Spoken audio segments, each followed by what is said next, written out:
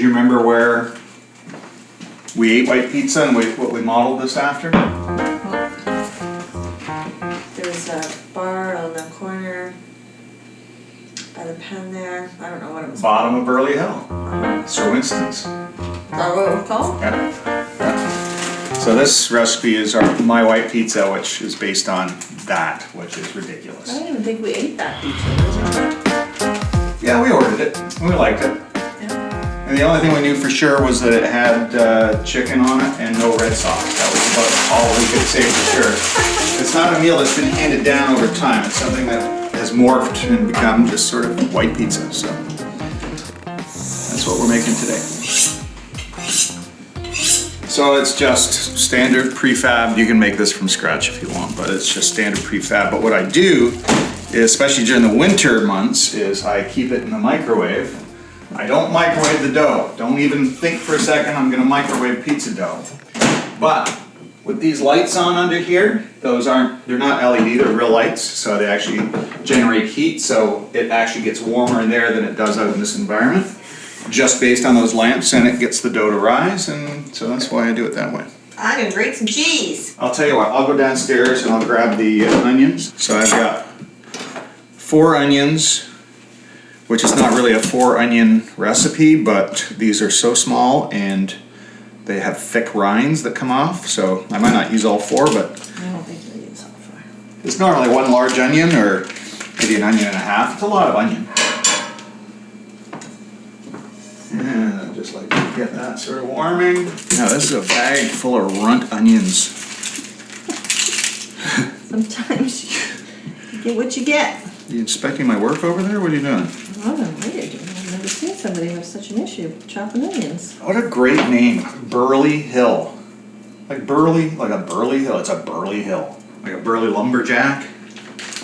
Lumberjacks are Burley. We don't mind them visible. So I'm gonna just do a straight ring cut. A professional would say, what the hell are you doing there? I don't know. That's how I get that last cut in.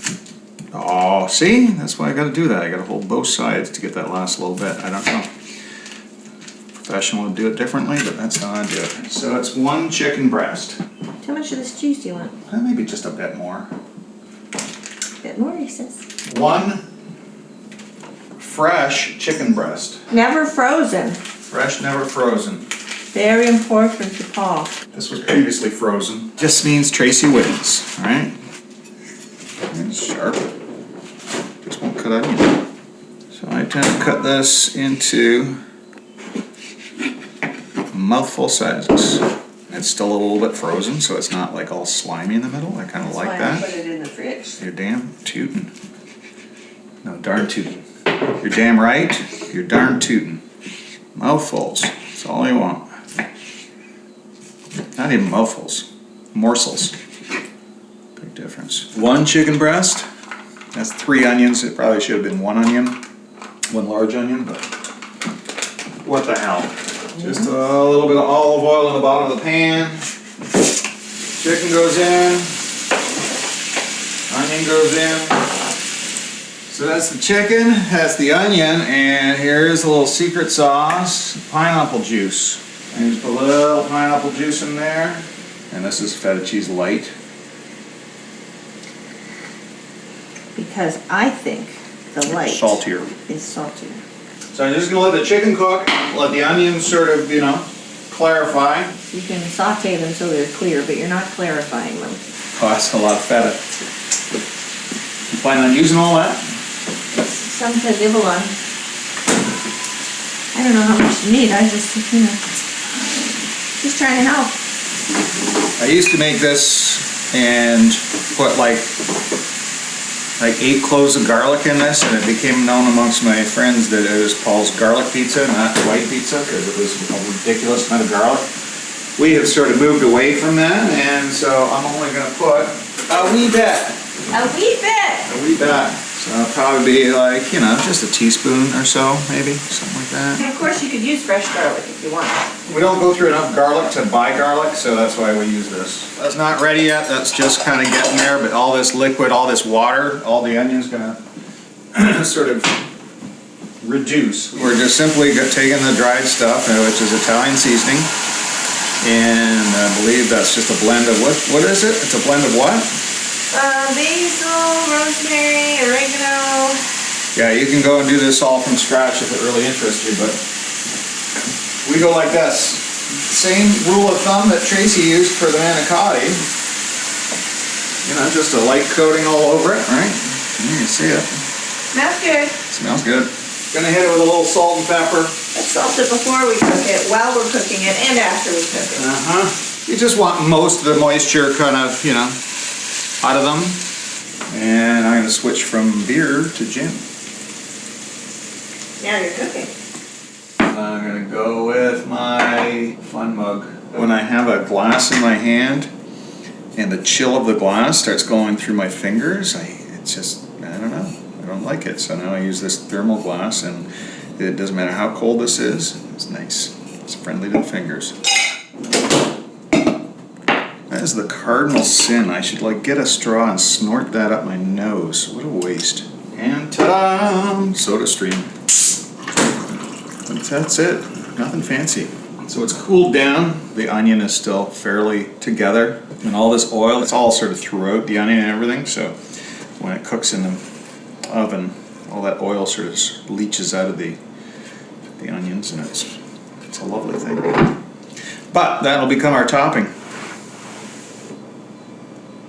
So I did a little fake thing. This is what Eric does when he's wiping things up. He's like ding, ding, ding, ding, ding, ding, ding. He just kind of goes like that. Yeah. He does do that. I don't know what size this is, Trace, do you know? So we treat that with oil. So we're gonna have the tray ready to go. We like our dough looking a little fried. Crispy bottom. Crispy bottom, so we kind of tend to put a fair bit of oil in the bottom, and then you get like a nice crispy crust. Should you not be preheating your oven at this point? See, this is why you're here. 450.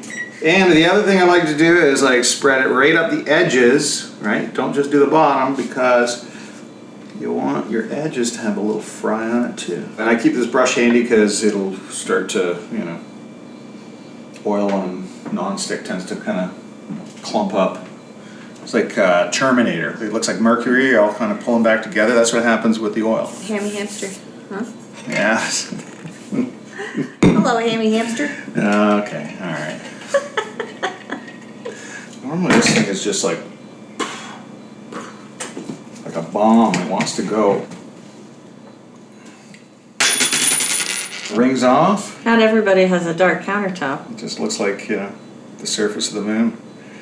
I am a million years of meteors hitting our island right now. I want to put a frame around it and call it a Jackson Pollock. A Pollock. I just like to cut away from this so that when I do a drop, it's just sort of a straight drop.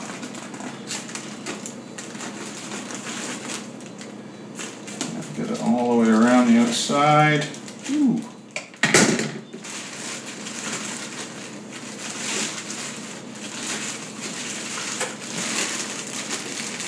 And just let it drop. Maybe gloves would help you.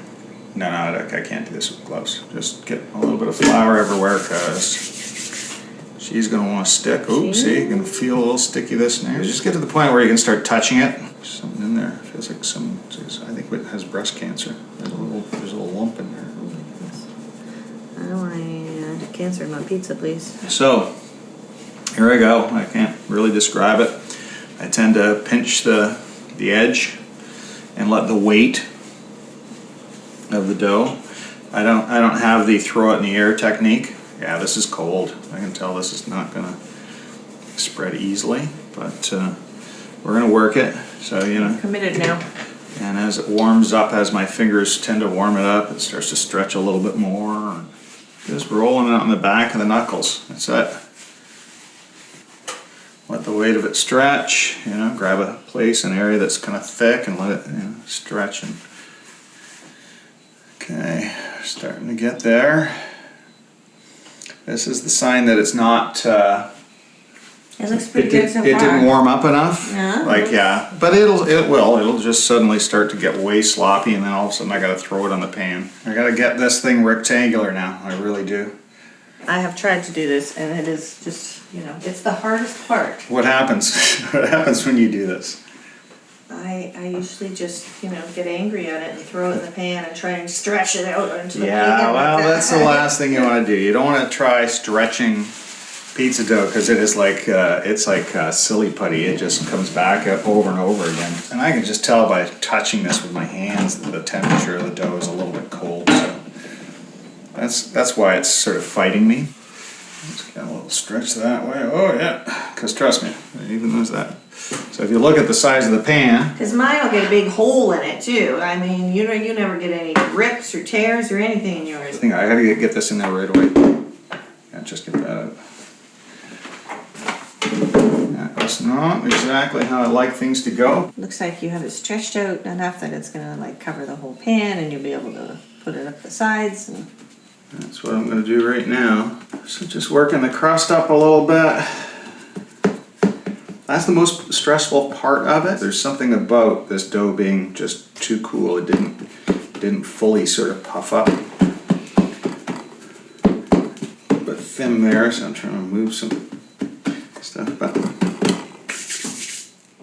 ta-da! The oven's on, so I'm gonna just put the pizza on it, on the stove top, just because there's ambient heat here, because I just want a little bit of... Before you put the toppings Yeah, on? I just want it to kind of get a little bit warmer than it currently is. It feels, the dough's just cold, that's all. That's why it's not cooperating. Just set it here for a few minutes. Do you want me to get the spatula? This is my technique. So I can do it. Oh, I so nailed it. Clean up is a bitch, but you know what? If you don't like the mess, order out. So I'm just giving a little bit of extra zhuzh, and it's starting to get a little puffy, and that's all I need. Now I'm gonna start applying all the goodness. I don't know if you can see that oil sort of running down the pan, but all that's going in, but it's... What you want to do is turn it into the chicken and onions, just kind of fold it in. Yeah, let's fold. We're folding.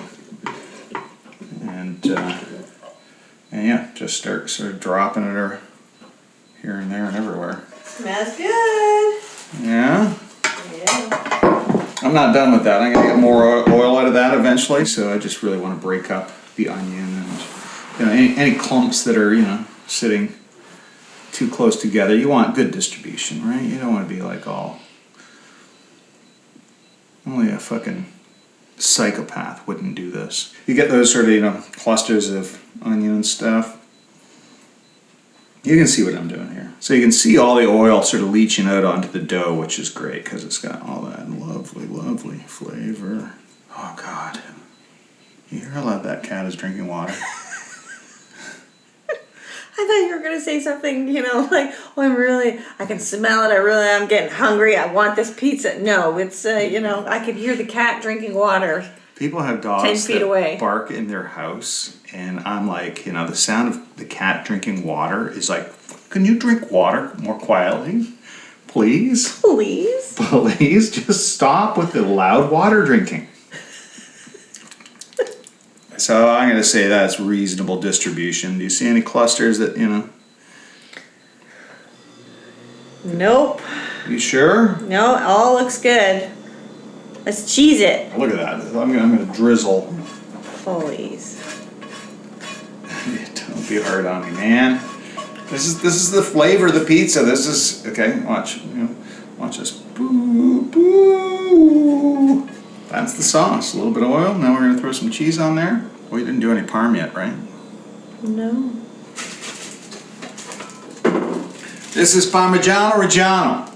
It's the real deal, okay? This is not, you know, Kraft shake it on stuff. I hate Parmesan cheese because it just goes everywhere.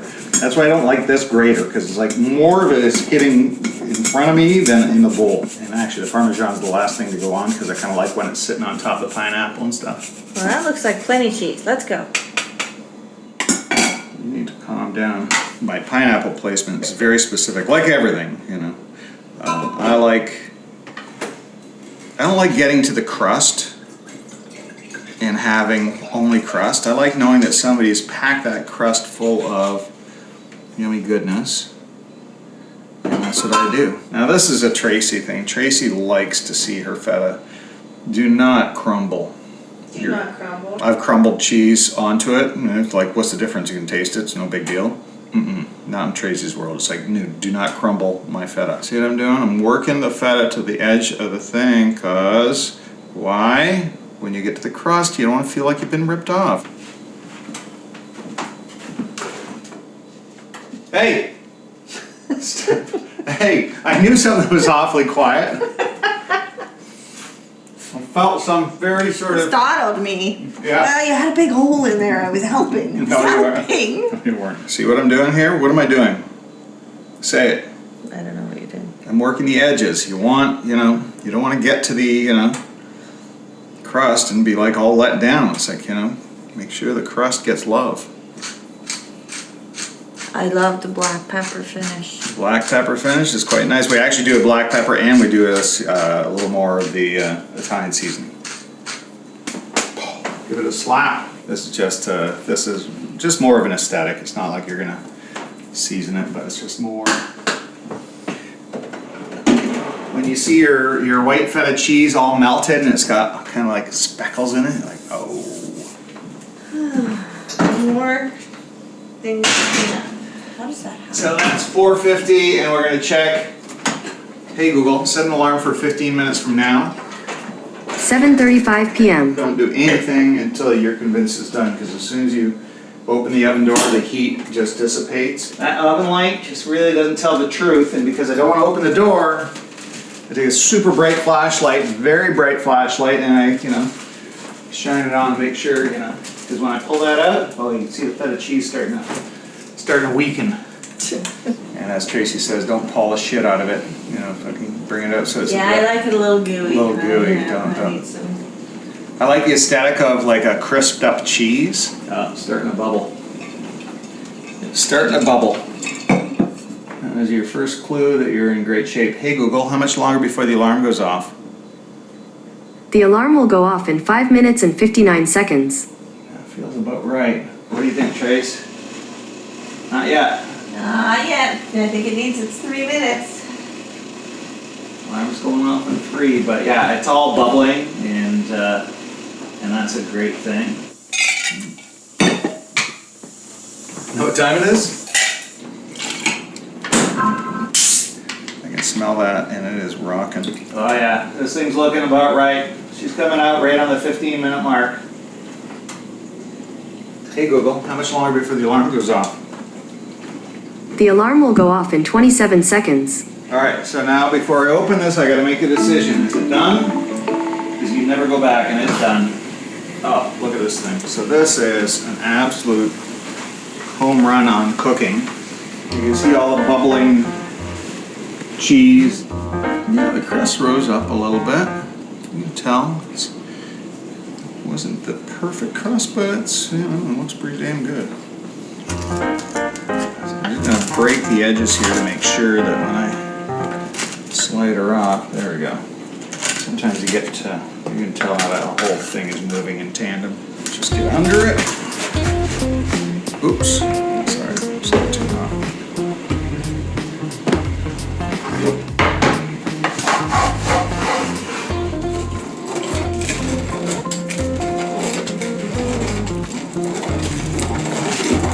What do you want? Heart piece, edge piece? What do you want to start?